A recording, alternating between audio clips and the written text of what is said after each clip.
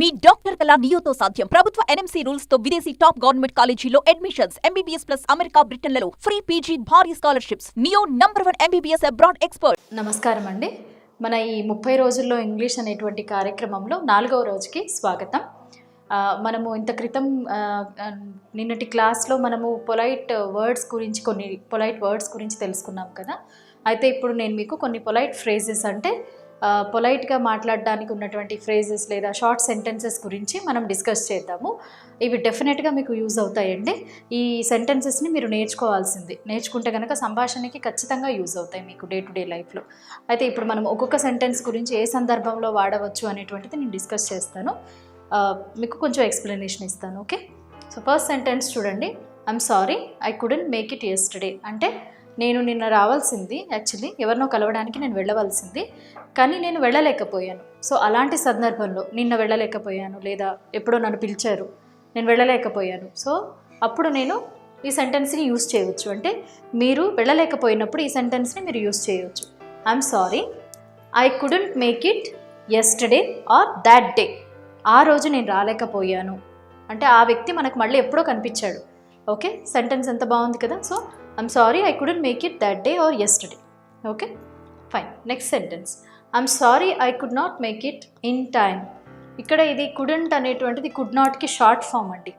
Okay, confuse అవ్వద్దు. ఇది apostrophe అంటే పైన కామాలాగా పెడతాం కదా లెటర్ తర్వాత, అది అంటే this is short form of could not. I'm sorry I couldn't make it in time అంటే నేను ఒక చోటికి వెళ్ళాల్సి ఉంది, కానీ నేను కరెక్ట్ టైంకి వెళ్ళలేకపోయాను. ఆ టైం లోపు వెళ్ళలేదు, లేట్గా వెళ్ళాను అనుకోండి. ఎక్కడికైనా మీరు లేట్గా వెళ్ళారనుకోండి, then you can use this sentence. I'm sorry I could not make it in time. I couldn't make it in time. Okay, next sentence చూడండి. Please convey my apologies. అంటే ఏదన్నా తప్పు జరిగిందనుకోండి, అంటే మనం చాలా రిగ్రెట్ ఫీల్ అవుతున్నాం, అంటే బాధపడుతున్నాం అనుకోండి. అలాంటప్పుడు ప్లీజ్ కన్వే మై అపాలజీస్ అంటే నన్ను క్షమించమని చెప్పండి అని వేరే వాళ్ళకి చెప్తున్నప్పుడు, అంటే ఇప్పుడు ఎవరికో కన్వే చేయాలి వేరే వాళ్ళకి థర్డ్ పర్సన్ త్రూ, అలాంటప్పుడు మనము ప్లీజ్ కన్వే మై అపాలజీస్. ఇప్పుడు ఏదైనా గొడవ ఏదైనా జరిగిందనుకోండి ఫ్రెండ్స్ మధ్యన కానీ ఏదైనా, అప్పుడు అతనితో మీరు డైరెక్ట్గా మాట్లాడలేదు, సో వేరే వాళ్ళ త్రూ చెప్పించాలి అనుకున్నప్పుడు you can use this sentence. Please convey my apologies. Apologies అంటే క్షమాపణలు అని అర్థం. Next, it happened by mistake. చాలా తప్పులు జరుగుతూ ఉంటాయి కదా, చిన్న చిన్న తప్పులు కానివ్వండి పెద్దవి. అలాంటప్పుడు అంటే ఎప్పుడైనా పొరపాటున మన వల్ల అంటే పొరపాటున ఏదైనా తప్పు జరిగింది అనుకోండి, అనుకోకుండా చేసింది, అంటే కావాలని చేసింది కాదు, అనుకోకుండా ఏదైనా పొరపాటు జరిగినప్పుడు మనం ఈ సెంటెన్స్ని బాగా యూజ్ చేయవచ్చు. ఇట్ హ్యాపెండ్ బై మిస్టేక్, నేను కావాలని చేయలేదు, పొరపాటున జరిగింది. It happened by mistake. Simple sentence. Okay, next sentence చూడండి. Sorry to have disturbed you. అంటే ఇప్పుడు మనం ఎవరి దగ్గరికైనా వెళ్ళాము, వాళ్ళు ఏదో పనిలో ఉన్నారు, అంటే మనం వెళ్తున్నట్టుగా వాళ్ళకి తెలియదు, సో మనం సడన్గా వెళ్ళి వాళ్ళని కలవడానికి వెళ్ళాము, లేదా వాళ్ళ పనిని డిస్టర్బ్ చేస్తున్నామన్న ఫీలింగ్ మనకు కలిగినప్పుడు మనం పొలైట్గా ఈ సెంటెన్స్ని యూజ్ చేయవచ్చు. Sorry to have disturbed you, మిమ్మల్ని డిస్టర్బ్ చేసినందుకు క్షమించండి. Okay, next, I beg your pardon అంటే నన్ను క్షమించండి. ఐ బెగ్ యువర్ పార్డన్ అంటే ఇది కాన్వర్జేషన్స్లో మనకి అర్థం కావట్లేదు లేదా వినపడట్లేదు అన్నప్పుడు ఐ బెగ్ యువర్ పార్డన్ అనొచ్చు అనమాట మనం. Okay, next, please allow me to say. అంటే ఇప్పుడు ఏదైనా ఒక కాన్వర్జేషన్ జరుగుతున్నప్పుడు మిమ్మల్ని మాట్లాడనివ్వట్లేదు ఎదుటి వ్యక్తి, వాళ్ళే మాట్లాడుతున్నారు అనుకోండి, అలాంటప్పుడు please allow me to say అంటే నన్ను కూడా చెప్పనివ్వండి. ఇక్కడ మీరు please allow me to say అనొచ్చు, లేదా please allow me to speak అని కూడా అనొచ్చు. నన్ను కూడా మాట్లాడనివ్వండి అని దాని అర్థం. Okay, next, may I have your attention please. మనం మాట్లాడేది ఎదుటి వ్యక్తి వినట్లేదు, లేదా వాళ్ళు ఏదో వేరే మాట్లాడుకుంటున్నారు, లేదా మనకి ఇంపార్టెన్స్ ఇవ్వట్లేదు అనుకున్నప్పుడు మే I have your attention please అనొచ్చు. లేదా ఒక గ్యాదరింగ్ని అడ్రస్ చేస్తున్నప్పుడు, లేదా అంటే ఒక మీటింగ్ ఏదన్నా అవుతుంది, స్టేజ్ పైన మీరు జనాన్ని అడ్రస్ చేస్తున్నారు అనుకున్నప్పుడు కూడా మే I have your attention please. లేదా ఒక సడన్గా ఒక మెసేజ్ ఇవ్వాలి అన్నప్పుడు కూడా ఒక గ్యాదరింగ్కి మీరు వాళ్ళని, అంటే అందరిని అటెన్షన్ని మీరు గ్యాదర్ చేయాలి, అంటే అందరూ మీ వైపు తిరిగి చూసేటట్టు, మీతో మాట్లాడేటట్టు చేయడానికి, మిమ్మల్ని వినేటట్టుగా చేయడానికి ఈ సెంటెన్స్ యూజ్ అవుతుంది. మే I have your attention please. ఏదైనా అనౌన్స్ చేయాలనుకోండి, సడన్గా ఒక మెసేజ్ పాస్ ఆన్ చేయాలి అలాంటప్పుడు. Okay, next, it's all yours.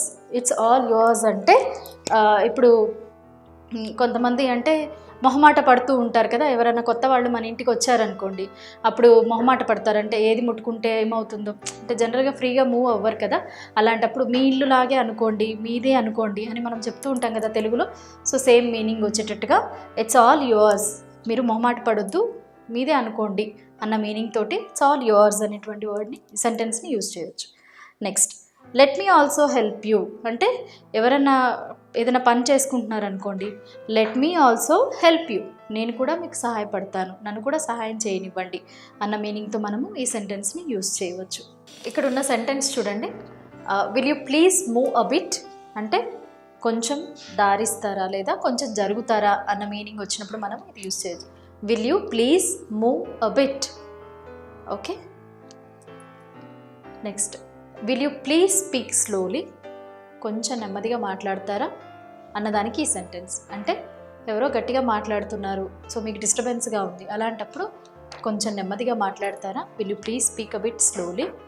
Slowly అనేటువంటిది అంటే నెమ్మది అనే దానికి రావచ్చు, లేదా ఫాస్ట్గా మాట్లాడుతున్నారు ఎవరైనా, మీకు అర్థం అవ్వట్లేదు, అప్పుడు కూడా మీరు ఇది యూజ్ చేయవచ్చు. Will you please speak slowly, కొంచెం మెల్లగా మాట్లాడతారా, నాకు అర్థం అవ్వట్లేదు అని. Okay, next, will you please permit me అంటే నన్ను చేయనిస్తారా, నాకు అనుమతి ఇవ్వండి అంటే నన్ను చేయనివ్వండి లేదా నన్ను చేయనిస్తారా అన్న మీనింగ్ అనమాట. Next, will you mind speaking a bit softly please అంటే ఎవరో చాలా హార్ష్గా మాట్లాడుతున్నారు, అంటే దురుసుగా మాట్లాడతారు చూడండి, అంటే కఠినమైన పదాలు యూజ్ చేస్తూ బాధ కలిగించేటట్టుగా మాట్లాడుతున్నారు, అలాంటప్పుడు ఈ సెంటెన్స్ మనం యూజ్ చేయవచ్చు. Will you mind speaking a bit softly please చూడండి, అంటే మర్యాదగా మాట్లాడండి అని చెప్తాం కదా, అంటే దాన్ని మనం రెండు రకాలుగా చెప్తాం, కోపంగా చెప్తాము, నెమ్మదిగా కూడా చెప్తాము. సో ఇంగ్లీష్లో అయితే ఎంత పొలైట్గా చెప్పొచ్చు చూడండి. Will you mind speaking a bit softly please అంటే కొంచెం మెల్లగా మాట్లాడతారా అంటే సాఫ్ట్గా మాట్లాడతారా అని దాని meaning. Next, will you please let me sit నన్ను కూర్చొనిస్తారా అంటే ఎవరో అంటే they are not allowing you, లేదా మీరు ఒక చోటికి వెళ్ళారు, వాళ్ళు కూర్చోమని మీకు చెప్పలేదు, so that time you can ask అనమాట, మీరు అలా పర్మిషన్ తీసుకోవచ్చు. Will you please let me sit నన్ను కూర్చొనిస్తారా అని. Next, could you spare a few moments for me అంటే నా కోసం కొంచెం టైం కేటాయిస్తారా, నాతో కొంచెం టైం స్పెండ్ చేస్తారా అన్న మీనింగ్ అనమాట. Could you please spend a few moments for me నా కోసం కొంచెం టైం కేటాయిస్తారా అని, అంటే మీరు ఏదో చెప్పాలనుకుంటున్నారు లేదా మాట్లాడాలనుకుంటున్నారు, వాళ్ళు టైం ఇవ్వట్లేదు అన్నప్పుడు మనము పొలైట్గా ఇలా అడగచ్చు, could you spare a few moments for me. Okay, or could you spend some time with me or అంటే అలా కూడా అడగచ్చు, కొంచెం టైం నాతో స్పెండ్ చేస్తారా అని కూడా అడగచ్చు. నెక్స్ట్, యాజ్ యూ విష్ అంటే ఇప్పుడు ఎవరో ఏదో చెప్తున్నారు, వాళ్ళు అనుకున్నదే అవ్వాలి అనుకుంటున్నారు, అంటే సరే నీ ఇష్టం అంటాం కదా తెలుగులో, అలా యాజ్ యూ విష్, సరే నువ్వేమనుకుంటున్నావు అది కానివ్వు అన్నప్పుడు as you wish. Next, please make your self comfortable అంటే ఇది కూడా ఎప్పుడు అంటే కొత్త ప్లేస్కి లేదా మన దగ్గరికి ఎవరైనా కొత్త వాళ్ళు వచ్చినప్పుడు వాళ్ళు ఇబ్బందికరంగా మొహమాట పడుతూ ఉన్నప్పుడు ఈ సెంటెన్స్ బాగా యూజ్ అవుతుంది. Please make your self comfortable అంటే మొహమాట పడకండి అన్న మీనింగ్ తోటి ఈ సెంటెన్స్ వస్తుందన్నమాట. నెక్స్ట్ సెంటెన్స్ చూడండి, ప్లీజ్ ఫీల్ ఫ్రీ. ఇంతకుముందు please make your self comfortable అనే సెంటెన్స్ చెప్పాను కదా, అంటే మొహమాట పడకండి అని. సో ఇది కూడా ఆల్మోస్ట్ అదే మీనింగ్ ఇస్తుంది. ప్లీజ్ ఫీల్ ఫ్రీ అంటే మొహమాట పడకండి, తీసుకోండి, మనం ఏదైనా ఆఫర్ చేసామనుకోండి, కూల్ డ్రింక్ కానీ స్నాక్స్ కానీ తీసుకోవడానికి మొహమాట పడుతూ ఉంటారు కదా కొంతమంది, సో అలాంటప్పుడు మనము ప్లీజ్ ఫీల్ ఫ్రీ అనేటువంటి సెంటెన్స్ యూజ్ చేయవచ్చు. లేదా మాట్లాడడానికి ఇబ్బందికరంగా ఫీల్ అవుతున్నప్పుడు కూడా ప్లీజ్ ఫీల్ ఫ్రీ అని మనం చెప్పొచ్చు. Okay, next, sorry for the inconvenience అంటే ఆటంకానికి చింతిస్తున్నాం అంటాం కదా, మన వల్ల ఏదన్నా ఇన్కన్వీనియన్స్ అయింది, ఎదుటి వాళ్ళకి ఏదన్నా ఇన్కన్వీనియన్స్ అంటే ఏదైనా ఆటంకం కానీ ఇబ్బంది కలిగింది అనుకోండి, అలాంటప్పుడు మనం ఈ సెంటెన్స్ని యూజ్ చేయవచ్చు. Please sorry for the inconvenience. Okay, next, that's very kind of you or that's so kind of you అంటే ఎవరైనా ఒక ఏదైనా సహాయం అలాంటివి చేశారనుకోండి, మనం ఇంత క్రితం క్లాస్లో థ్యాంక్స్ చెప్పడం గురించి డిస్కస్ చేసాం కదా, థ్యాంక్స్ ఎన్ని రకాలుగా చెప్పొచ్చు. సో ఇది కూడా ఆల్మోస్ట్ అదే కోవకు వస్తుంది. అంటే that's very kind of you, that's so kind of you అంటే మీరు చేసిన సహాయానికి చాలా కృతజ్ఞతలు, లేదా మీరు చాలా మంచి వాళ్ళు, దయగలిగిన వాళ్ళు అన్నటువంటి మీనింగ్ తోటి ఇది యూజ్ చేయవచ్చు మనం.